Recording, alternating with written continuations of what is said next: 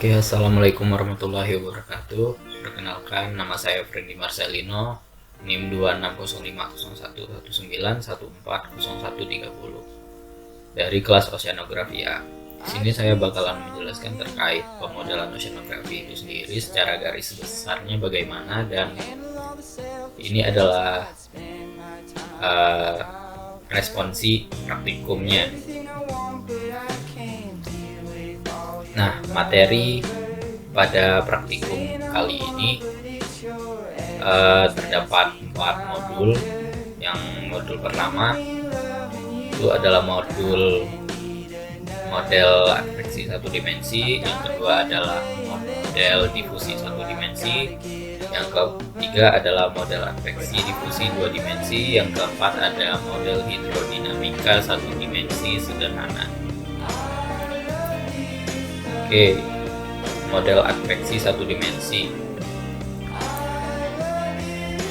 Model adveksi satu dimensi itu persamaan adveksi, di mana salah satu persamaan diferensial parsial yang memodelkan pergerakan suatu konsentrat dalam cairan yang mengalir, dengan asumsi konsentrat tersebut tidak mengalami proses difusi di dalam cairan. Persamaan adveksi juga dikenal sebagai persamaan transport atau persamaan konveksi. Persamaan adveksi juga dapat diartikan sebagai suatu persamaan gelombang linear orde 1, termasuk dalam persamaan yang menggambarkan mekanisme transportasi suatu fluida, gas atau zat cair dengan arah tertentu. Persamaan adveksi dapat ditulis sebagai berikut: mana do F per do T sama dengan min U do F per do X, mana F adalah konsentrasi suatu zat yang terlarut, U adalah kecepatan dalam suku X, T adalah waktu, X adalah arah suku horizontal. Nah, model adveksi satu dimensi itu sendiri memiliki beberapa metode. Yang pertama adalah metode FTCS, di mana metode ini dengan melakukan pendekatan numerik beda maju terhadap waktu dan beda pusat terhadap ruang. Dalam analisis numerik juga, metode FTCS adalah metode beda hingga yang umum digunakan pada pemecahan numerik persamaan diferensial.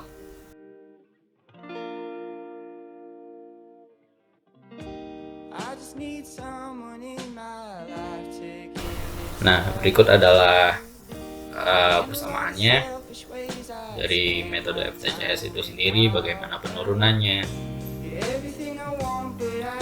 Nah, yang kedua ada metode leapfrog.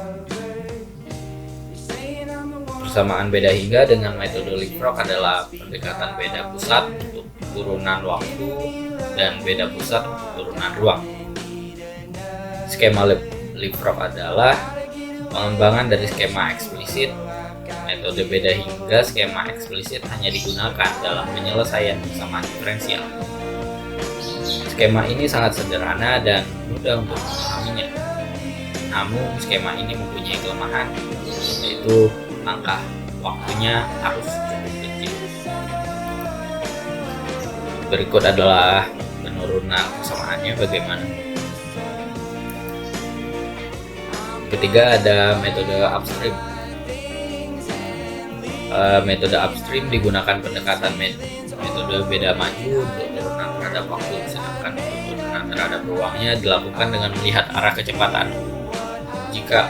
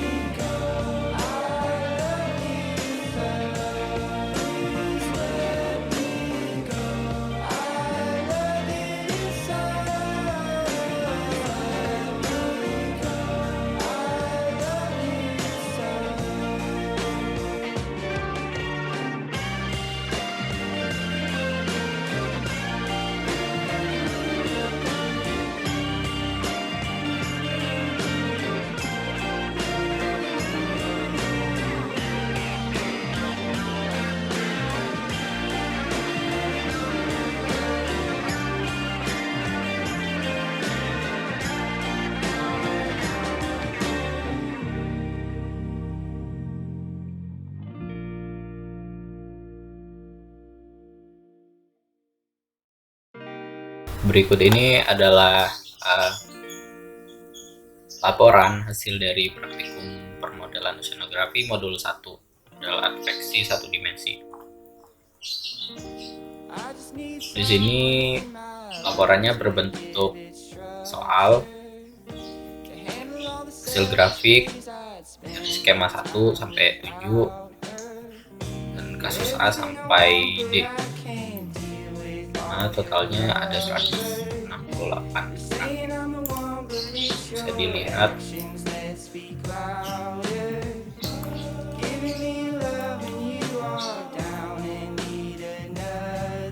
di sini menggunakan 3 metode tadi, FTCS, upstream, leapfrog.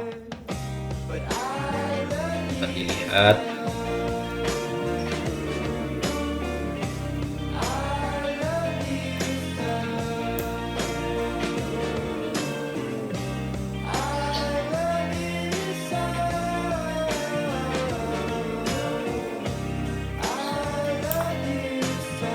Nah, dalam hasil grafik, apakah terdapat skema yang tidak stabil? Nah, menurut saya, dari hasil grafik yang didapatkan bahwa terdapat banyak itu grafik memiliki nilai yang tidak stabil, yang mana kebanyakan itu pada skema FTCS, karena menurut sumber yang saya dapatkan bahwa skema FTCS sendiri memang sering terjadi conditionally unstable. Terkait kestabilan ini sendiri telah tertuang dalam analisa kestabilan von Neumann, di mana ketika nilai suatu variabel lebih besar dari suatu skema dapat dikatakan tidak stabil. Maka dari itu kebanyakan FTCS sendiri jarang digunakan penentuan dalam waktu yang panjang, dan biasanya sering dilakukan untuk waktu yang relatif pendek. Ini persamaan analisis von Neumann. Nah, terus yang mana yang paling stabil? Dapat dilihat dari grafik yang tadi.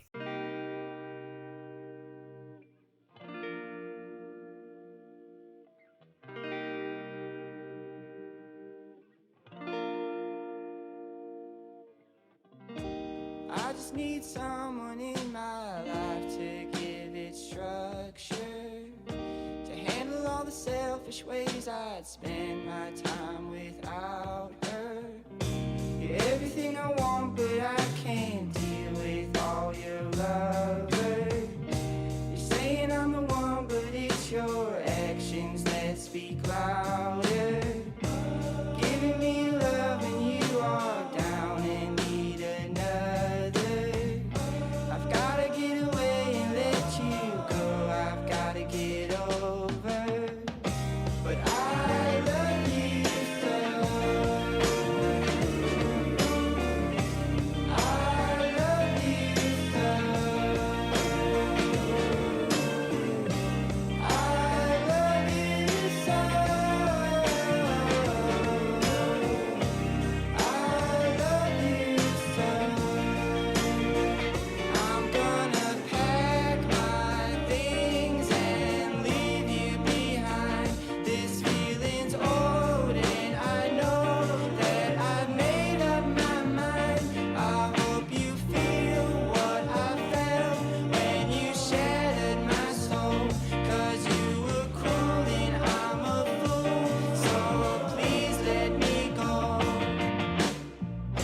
But I love you so. Nah, ini adalah diskritisasi persamaan adveksi satu dimensi, FTCS, leapfrog, upstream,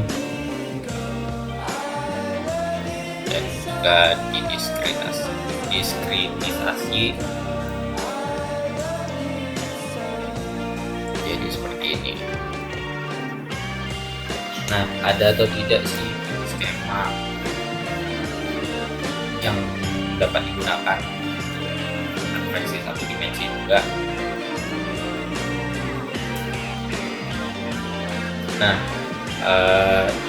menurut sumber yang saya baca itu bisa dari salah satu skema, yaitu skema Apuin.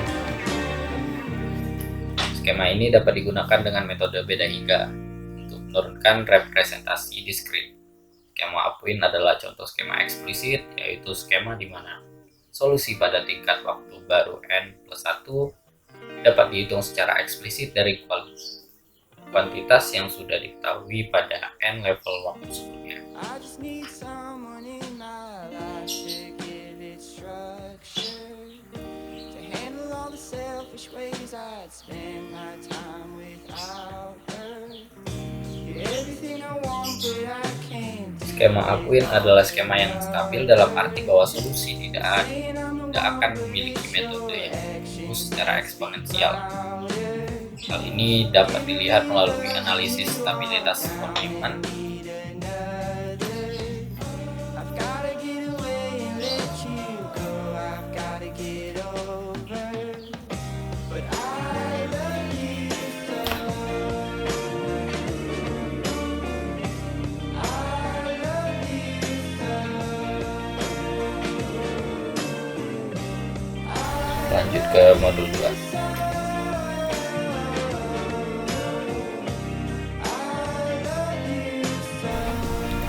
Nah, untuk modul kedua ada model difusi satu dimensi. Model difusi satu dimensi yang dimana difusi merupakan fenomena perpindahan zat dari konsentrasi tinggi ke konsentrasi rendah. Setiap zat yang berdifusi akan menuruni gradien konsentrasinya. Difusi memiliki ciri-ciri hasil transportasi percampuran atau transportasi massa tanpa memerlukan gerakan yang besar. Menurut hukum Fick, dinyatakan bahwa flux difusi sebanding dengan gradien negatif dari konsentrasi. Proses difusi dapat diartikan dengan perambatan dari konsentrasi tinggi menuju konsentrasi rendah. Persamaan difusi dapat ditulis sebagai berikut,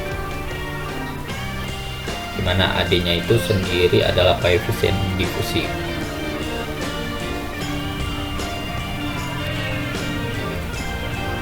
Kemudian metode dari difusi satu dimensi ini sendiri ada metode eksplisit, di mana aproksimasi persamaan diferensial parsial untuk menentukan harga opsi. Persamaan beda hingga metode ini menggunakan pendekatan beda maju untuk turunan waktu dan beda pusat untuk turunan ruang. Nah, bisa dilihat untuk penurunannya.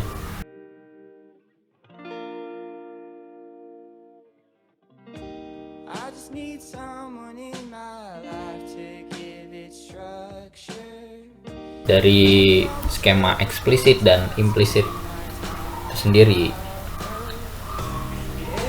dapat diambil kesimpulan bahwa skema eksplisit yang paling stabil merupakan skema eksplisit yang memiliki nilai koefisien difusi AD-nya positif yaitu. Hal ini dapat dilihat dari grafik yang menunjukkan ketidakstabilan pada kasus yang memiliki nilai koefisien difusi AD-nya negatif. Hal ini dapat dijelaskan dengan menggunakan analisis stabilitas von Neumann pada Rezola 2020. Nah, untuk modul 2 sendiri juga terdapat laporan praktikumnya di mana berupa soal juga. Ini adalah hasil grafik difusi satu dimensi eksplisit dari hasil pengolahan pemodelannya menggunakan software MATLAB.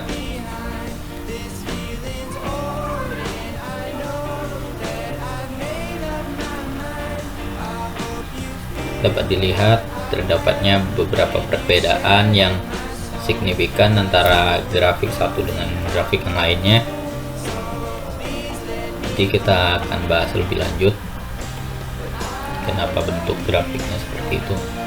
Dalam hasil grafik, apakah terdapat skema yang tidak stabil? Menurut Triatmaja 2016, Suatu skema numerik dikatakan stabil jika harga variabel yang dicari tidak bertambah besar dibandingkan dengan selesaian teoritis dengan bertambahnya tahapan waktu, yaitu tahapan hitungan, tetapi teredam dan mendekati angka benar. Skema dapat bersifat stabil tanpa syarat dan stabil dengan syarat. Skema yang stabil tanpa syarat sangat menguntungkan karena tidak dibatasi oleh berbagai faktor, seperti skema numerik divisi satu dimensi eksplisit, di mana pada skema ini variabel yang dihitung tergantung pada variabel yang telah diketahui harganya. Berikut adalah batasannya antara untuk melihat hasil hitungan pada saat kondisi tidak stabil dengan persamaan berikut.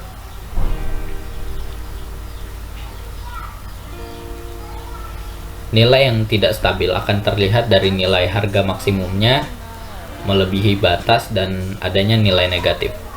Jika skema tersebut stabil, maka tidak ada harga maksimum yang melewati batas dan tidak mungkin ada negatif dari nilainya.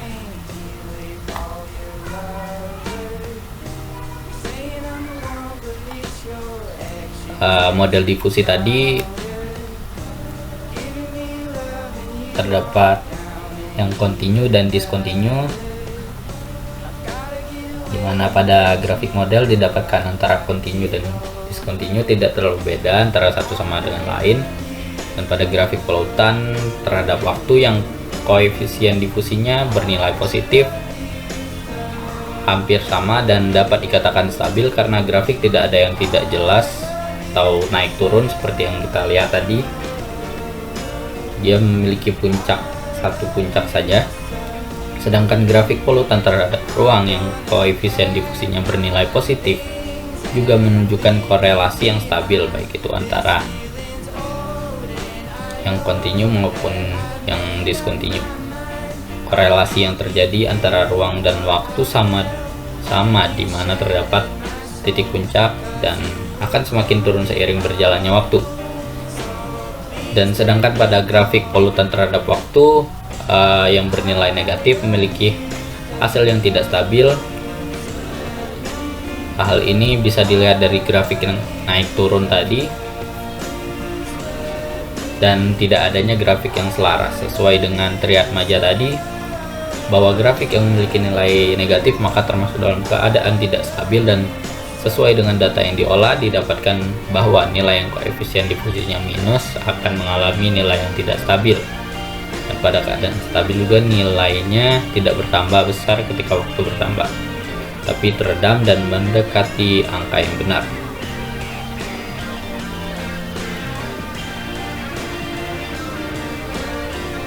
Nah, yang manakah yang paling stabil antara kedua tersebut, skema kontinu dan diskontinu?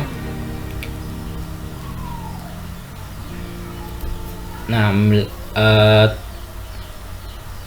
kedua skema memiliki nilai yang stabil pada koefisien difusi yang bernilai positif, tapi terdapat juga yang memiliki tingkat kestabilan yang paling tinggi. Dalam pengertiannya, skema difusi satu dimensi eksplisit kontinu memiliki nilai pada semua titik yang mengakibatkan nilai semua terisi, dan untuk diskontinu dapat diartikan sebagai terdapat nilai yang tidak ada di beberapa titik.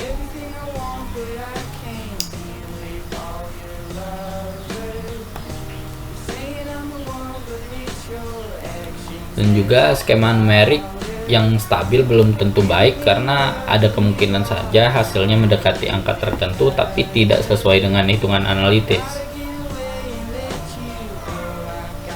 Maka ditambahkan syarat tambahan, yaitu harus bersifat konsisten, di mana skema numerik dikatakan konsisten jika semakin kecil tahapan, jarak, dan waktu yang digunakan hasil mendekati hasil hitungan analitis. Mengacu dari pengertian terhadap kontinu dan diskontinu, jarak antara satu dengan yang lain sama, yaitu konsisten, sedangkan yang diskontinu karena ada beberapa nilai yang tidak ada maka nilai konsistennya berkurang.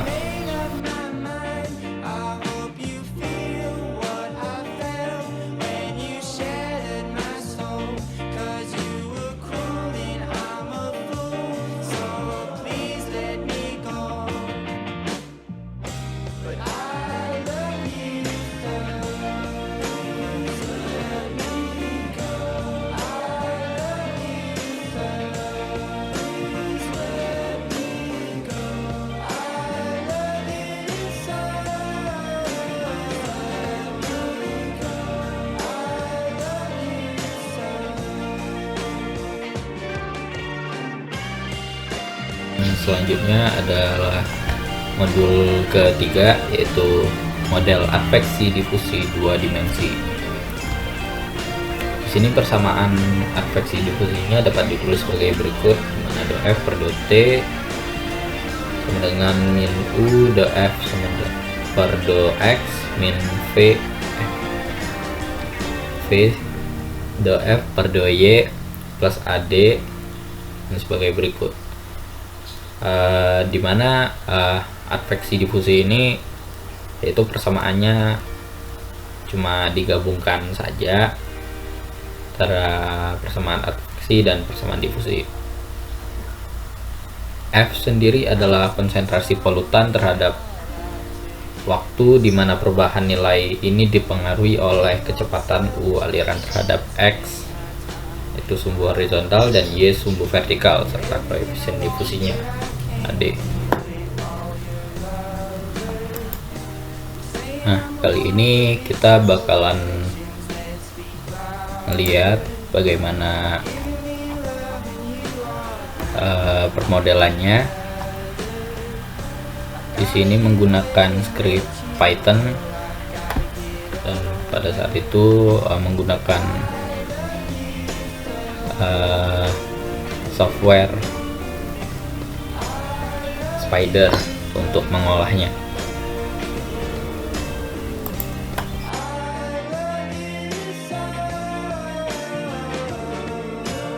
Ini dapat dilihat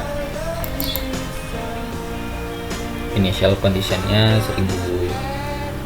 1030, dan ini saya melakukannya 40 detik, itu sebanyak berapa gambar ya kemarin. Pemodelannya begini hasilnya. Tuh skenario pertama, ini terdapat 4 skenario.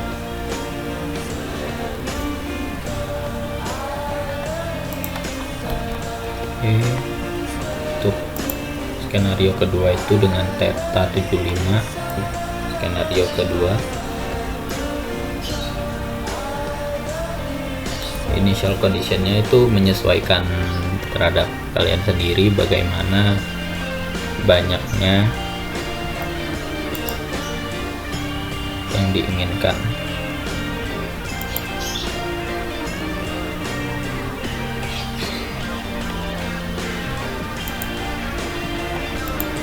Untuk theta ke 120,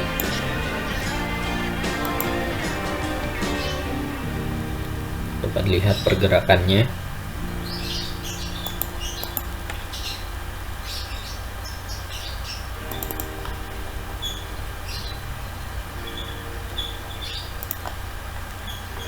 Dan untuk theta 300 atau skenario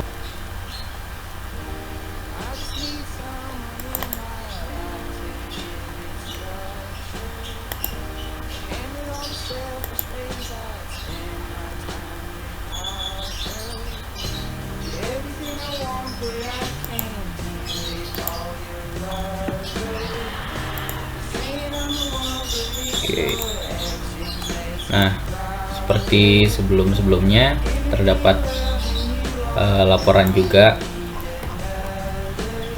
dimana yang pertama dalam bentuk pertanyaan,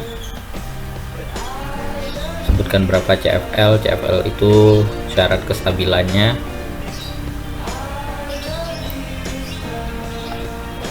Dapat dilihat skenario 1 di mana perhitungan U dan V-nya dan perhitungan CFL-nya, dan ini adalah hasil dari pemrogramannya itu sendiri. Skenario kedua ini, skenario ketiga, dan skenario keempat. Nah, kira-kira bagaimanakah pergerakan polutan akan terjadi apabila C sama dengan 0 dan AD nya 1? Menurut saya pergerakan polutan ketika koefisien difusi sama dengan 1, sedangkan untuk konstanta adveksi atau pergerakan fluida D-nya sama dengan 0, maka akan didapatkan suatu pergerakan polutan pada grafik yang ada hanya terjadi proses difusi. Hal ini dikarenakan tidak terjadinya adveksi sesuai dengan nilai konstanta adveksi, yaitu sama dengan 0, dan didapatkan hasilnya, di mana polutan hanya diam di satu titik dan menyebar dengan tidak mengalami perpindahan atau pergerakan tempat. Bila adanya 0 dan C-nya 1, kira-kira bagaimana pergerakan polutan akan terjadi? Oh maaf, yang tadi saya sedikit ada kesalahan dalam penulisan. Sebaliknya, ketika C sama dengan 1 dan AD sama dengan 0, maka model pergerakan polutan tersebut menjadi model adveksi, di mana adanya pergerakan polutan yang akhirnya akan menyebar dari sumber polutan secara adveksi.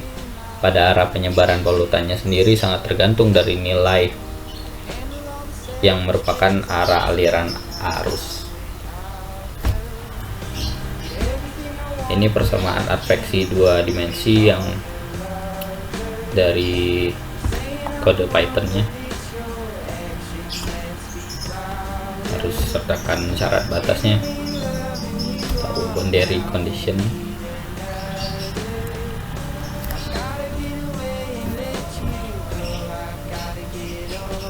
Ini perhitungan U dan V nya.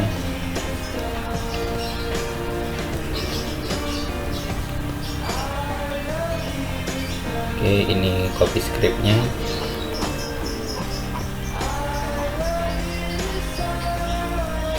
Dan video yang tadi.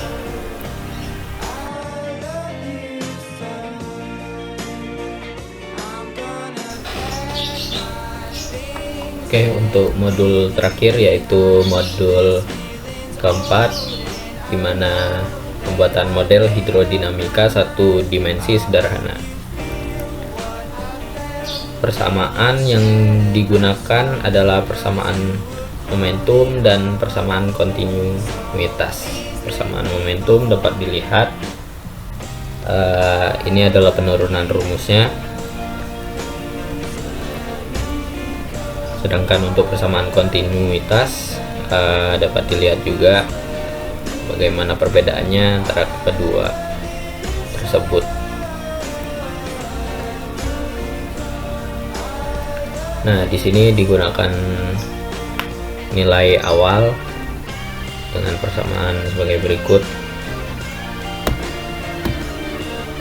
dan syarat batasnya pada hilir dengan grid 0 memiliki nilai elevasi sebagai berikut. Pada hulu dengan grid I max nya memiliki nilai kecepatan berikut. Di praktikum sebelumnya, modul-modul sebelumnya, di sini juga terdapat laporan yang berupa soal juga. Ini dapat dilihat hasil analisisnya. Ini grafik perubahan kecepatan arus dalam grid tertentu di sepanjang waktu. Dapat dilihat pada grid atau waktu melebihi 100 itu sudah grafiknya sudah tidak stabil lagi, tapi dapat kita lihat pada awal-awal itu grafiknya masih stabil. Grafik kecepatan arus terhadap waktu, ini grafik elevasi muka air terhadap waktu, sama juga, dan dalam rentang waktunya sama juga. Nanti akan kita bahas lebih lanjut. Nah, di sini terhadap kecepatan arus terhadap ruang atau grid, di sini rentang waktunya cuma rentang gridnya cuma sampai 50 saja. Dapat kita lihat terdapat tidak adanya kestabilan pada memasuki grid ke-50, dan elevasi muka air terhadap ruang juga sama. Kemudian menjadi pertanyaan kita, kenapa hal itu bisa terjadi? Oke, menurut saya pada grafik hidrodinamika satu dimensi, persamaan pembangun hidrodinamika satu dimensi sederhana yang digunakan adalah persamaan kontinuitas dan persamaan momentum, di mana pada grafik 1 kecepatan arus terhadap waktu didapatkan nilai yang memiliki kestabilan hanya sampai 0 sampai 150 kisarannya. Untuk waktu selebihnya dalam keadaan tidak stabil seperti yang kita lihat tadi. Begitu juga untuk grafik 2, elevasi muka air terhadap waktu dapat dilihat nilai yang tidak stabil berkisar 1 sampai 150 dan selebihnya tidak stabil. Hal ini dapat dikarenakan pada keadaan stabil nilai kedua variabel, yaitu antara kecepatan arus maupun elevasi muka air terhadap waktu, masih tidak bertambah besar dibanding waktu dan terjadi peredaman. Tetapi ketika nilai kecepatan arus atau elevasi muka air bertambah dan waktu yang dibutuhkan juga semakin besar, maka akan mengakibatkan ketidakstabilan. Ketidakstabilan juga memungkinkan disebabkan dari variabel kecepatan arus dan elevasi muka air terhadap waktu adanya nilai yang tidak konsisten. Hal ini karena menurut Triatmaja, seperti yang saya jelaskan sebelumnya terkait kestabilan juga, skema akan lebih stabil jika digunakan skema akan lebih stabil jika nilainya konsisten. Konsisten di sini jika semakin kecil antara tahapan jarak dan waktu yang digunakan, dan hasilnya juga mendekati hasil hitungan analitis. Untuk grafik 3, kecepatan arus terhadap ruang atau grid sendiri memiliki tingkat kestabilan berkisar 0 sampai 45 dan selebihnya tidak stabil. Begitupun dengan grafik keempat.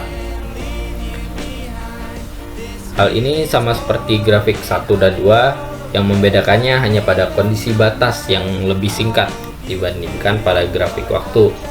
Faktor lain juga sangat berpengaruh terhadap grafik yang dihasilkan, seperti nilai kedalaman, di mana kedalaman yang dipakai di sini yaitu 15 meter, dan kedalaman yang dangkal akan sangat mempengaruhi gesekan antara fluida air dan permukaan dasar dan mengakibatkan tunggang pasang surut berkurang karena gesekan dan akhirnya menyebabkan keterlambatan fase dan persamaan gelombang pasut menjadi tidak linear. Menurut Triatmaja juga, model untuk berjalan sebagaimana mestinya, hal yang perlu diperhatikan adalah persamaan pengaturnya. Bisa saja adanya kesalahan dan harus adanya koefisiennya harus sudah terkalibrasi, seperti perlu dikaji di laboratorium secara fisik. Kemudian data input dan batasan. Boundary condition harus diperhatikan karena kesalahan input ini akan memberikan kesalahan outputnya, dan cara penyelesaian persamaan juga harus benar dan sudah dikaji. Agar skema numerik berjalan lebih stabil, biasanya skema ditambahkan disipasi buatan mungkin mengurangi akurasi hasil, tetapi menjaga agar hasil output atau keluarannya tidak naik turun yang dapat mengakibatkan tidak stabil. Mungkin itu saja untuk